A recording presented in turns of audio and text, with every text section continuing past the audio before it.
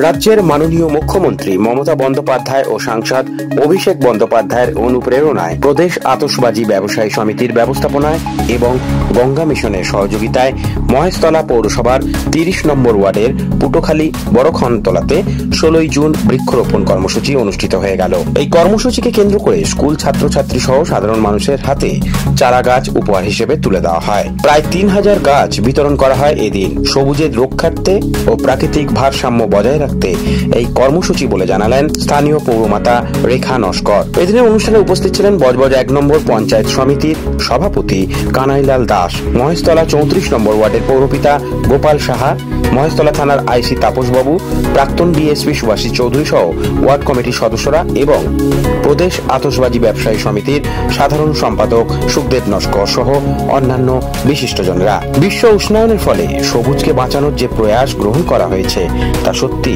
সাধুবাদযোগ্য। প্রায় ১ দশক ধরে চলে আসছে এই বৃক্ষরোপণ কর্মসূচি, যা মানুষের মুক্ত বাতাস নিতে সাহায্য করছে তা বলাই যায়। আমরা প্রতি বছর প্রায় ১১ বছর আমরা এই বৃক্ষরোপণ কর্মসূচি গ্রহণ করেছি, কারণ আমরা সকলেই জানি যে আমাদের পৃথিবীতে কিভাবে উষ্ণায়ন বেড়ে চলেছে।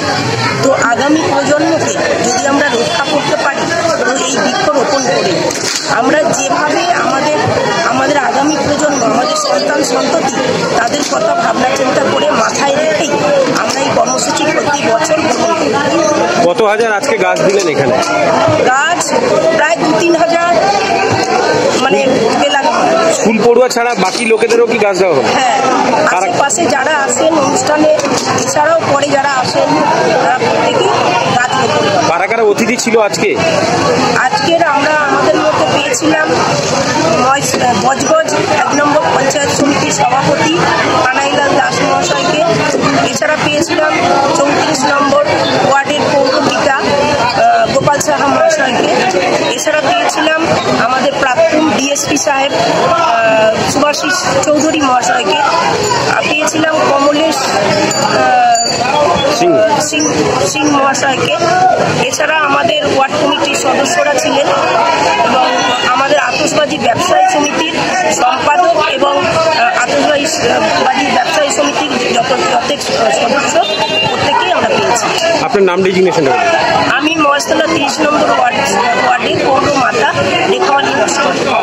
আতশবাজি ব্যবসায়ী সমিতি থেকে গঙ্গা মিশনের মাধ্যমে যেভাবে অনুষ্ঠানটা করছে এবং এটা বিগত ১ বছর নয়, প্রায় ১১ বছর ধরে হচ্ছে, বলার কাজে না যে এটা সত্যি ভালো প্রোগ্রাম, আমরা চেষ্টা করবো সারা মহাসভা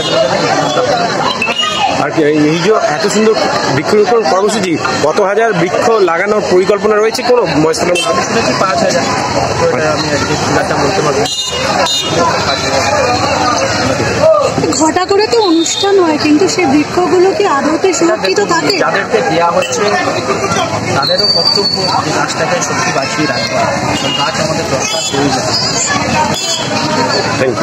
নয়, আমরা ২০১৩ সাল থেকে এই কর্মসূচি পালন করছি এবং এটা ১১ বছর এই কর্মসূচি পালন করি। আমাদের এই কর্মসূচির মূল লক্ষ্য হচ্ছে সমাজকে বার্তা দেওয়া যে আমাদের এই গাছ ছাড়া কিন্তু মানুষ বাঁচতে পারে না। যত হাসপাতাল থাক, যত স্কুল থাক, যত যাই থাক, বাড়ি অট্টালিকা বাড়ি থাকবে, এসি থাকবে, কিন্তু গাছ না থাকলে মানুষ থাকবে না। এই বার্তাটাই আমরা আজকে দিতে চেয়েছিলাম। এই বার্তাটাই আমরা দীর্ঘ ১১ বছর ধরে মানুষকে আমরা দিয়ে আসছি। এই যে ১১ বছর ধরে আপনারা গাছ দিচ্ছেন, এই কর্মসূচির সাথে যুক্ত, মোট কত হাজার বা কত লাখ গাছ ইতিমধ্যে আপনারা দিয়েছেন? প্রত্যেক বছর আপনি ৩,০০০ করে হিসাব করুন, ৩৩,০০০ গাছ আমরা অলরেডি দিয়েছি। ১১ বছরে ৩৩ থেকে ৩৪,০০০ গাছ আমরা বিলি করেছি এবং বসিয়েছি। এবং আমাদের এই অঞ্চলে বিশেষ করে সব জায়গায় গাছ ভর্তি হয়ে গেছে।